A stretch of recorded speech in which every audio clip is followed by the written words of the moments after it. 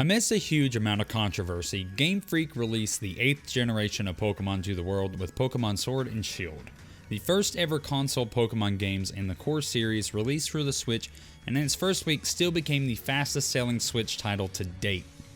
Even with the successful launch, the game is still met with a lot of criticism and is sadly being review bombed. But is the game as bad as everyone is saying it is?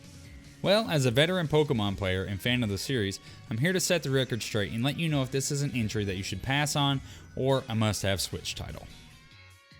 Pokemon Sword and Shield places you in the Galar region, a region based heavily on Great Britain.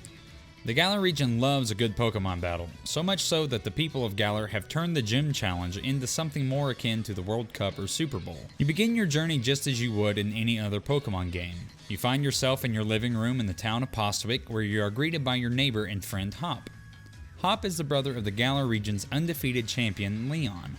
Leon returns back home and gives you and Hop a Pokemon, and thus you set out on your journey.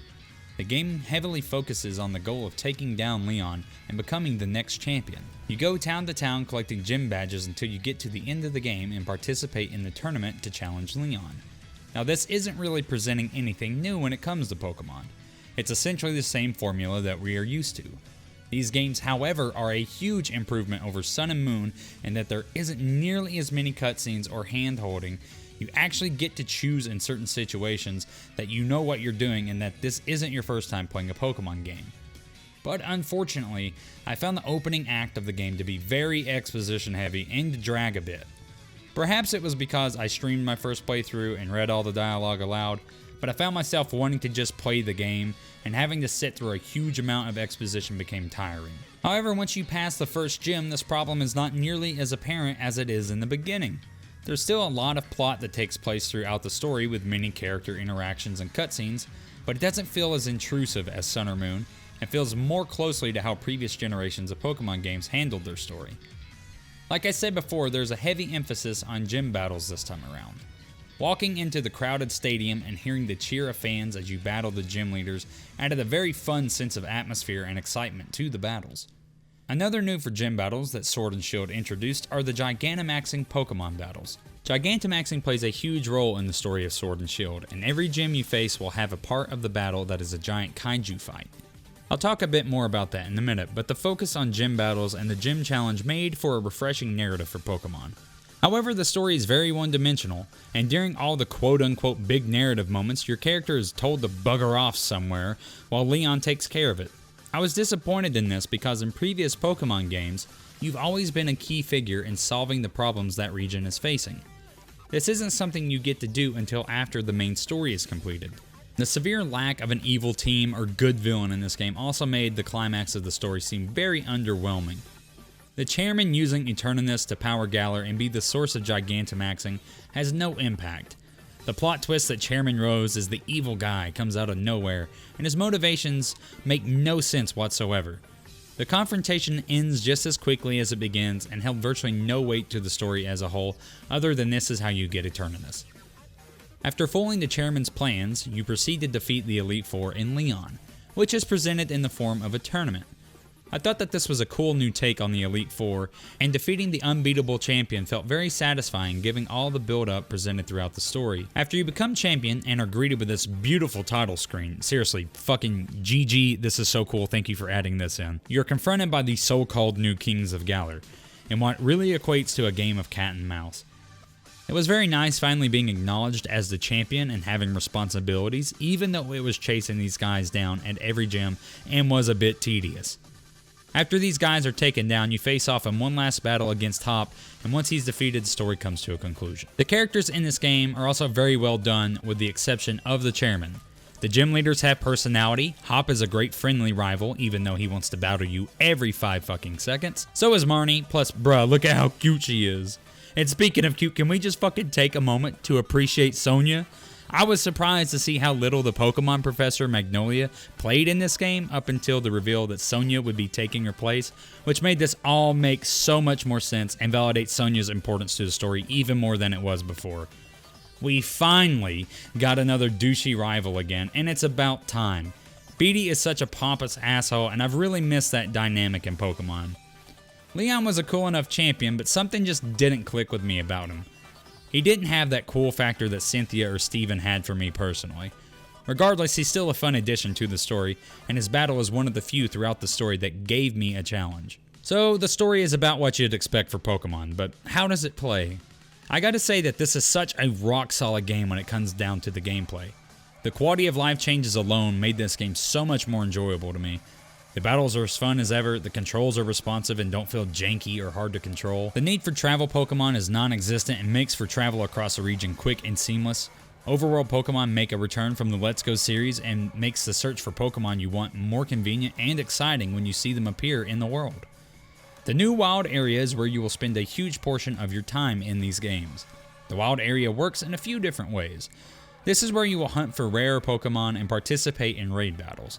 It also acts in the in-game area in that if you desire to train against wild Pokemon, this would be the place to do it. Raid battles are a new feature to the core Pokemon games.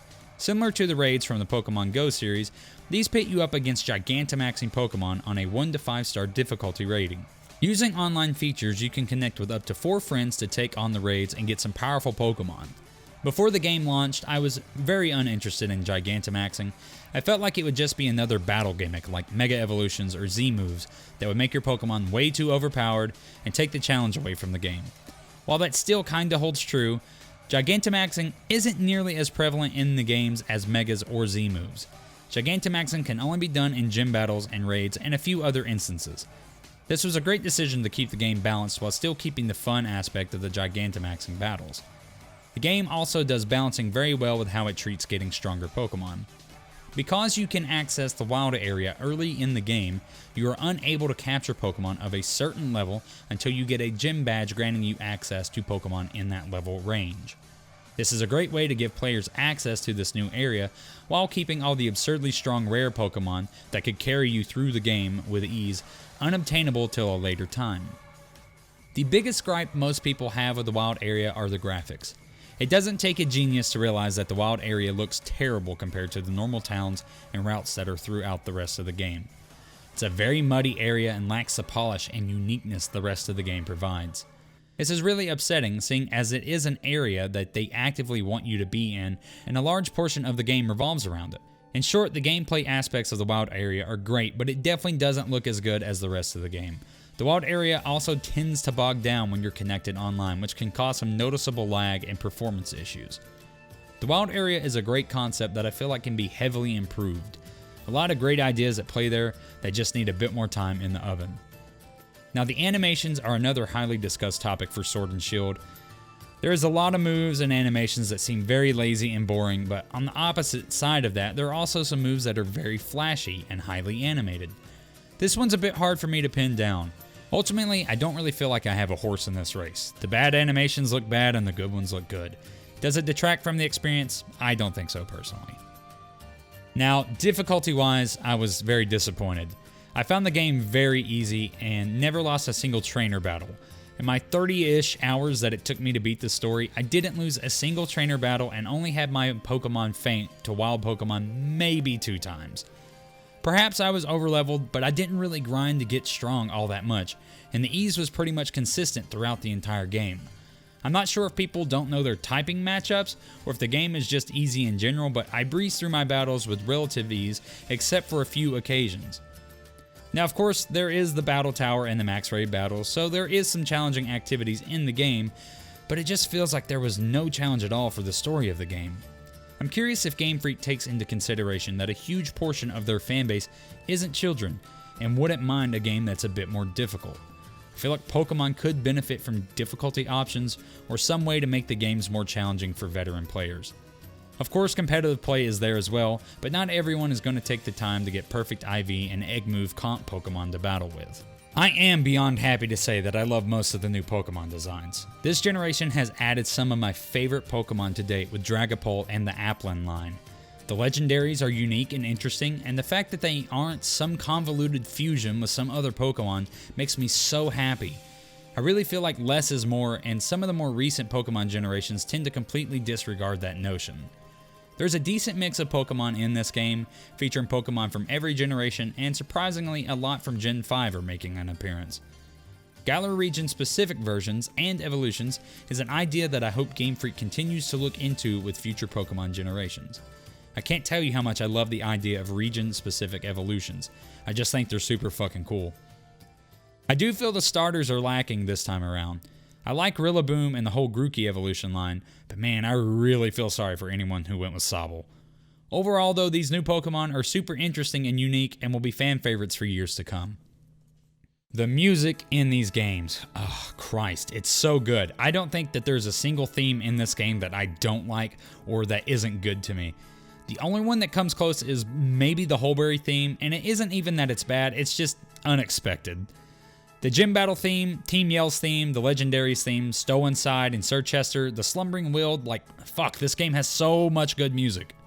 Pokemon Sword and Shield have put a heavier emphasis on online play as well. You can actively see other players running around in the wild area. Raids are a great new activity for you and your friends to take part in, and of course there is the staples of battles and trading. Unfortunately, the global trade system isn't in these games for some reason, which makes you rely on the surprise trade, which isn't inherently bad, but for those of us out there that wanted a specific Pokemon or from a specific region, we have to go to online forums or find some means of locating someone with what you want. Something I would like to have added in this game was some kind of friends list in-game where if you wanted to trade or battle, you could just send an invite or request instead of relying on the code input. Now, it's not news to anyone that this is the most controversial Pokemon title to date, and it's also very apparent that Game Freak lied about reusing models and remaking animations. Even with the poor graphics in the wild area and the lack of a national dex, I still feel like this is an outstanding entry in the Pokemon series. Is it pushing the series forward in huge ways? No. These games played it very safe and weren't as ambitious as they could have been, especially for the series console debut. But even still, Pokemon Sword and Shield are probably my favorite Pokemon games since Soul Silver and Heart Gold. The entire time I was playing through Sword, I had that sense of childlike glee that I remember so fondly with Pokemon. These games are fun, pure and simple. If you're a Pokemon fan, it's my opinion that you should own one of these games. I understand for a lot of people that Game Freak burned their bridge to you, but if you were on the fence about this game, I hope that this review at least helped you in one way or another in making a decision. Pokemon Sword and Shield are must-own titles for any fan of the series and anyone with a Switch. But that's going to do it for this review, guys. Thank you guys so much for watching my subpar shitty content. Please subscribe if you would like to see more from me. Like the video only if you liked it. Dislike it if you disliked it. Share it with a friend. Follow me on all my socials. Links will be down in the description. And until next time, guys, I'll see you in the next one.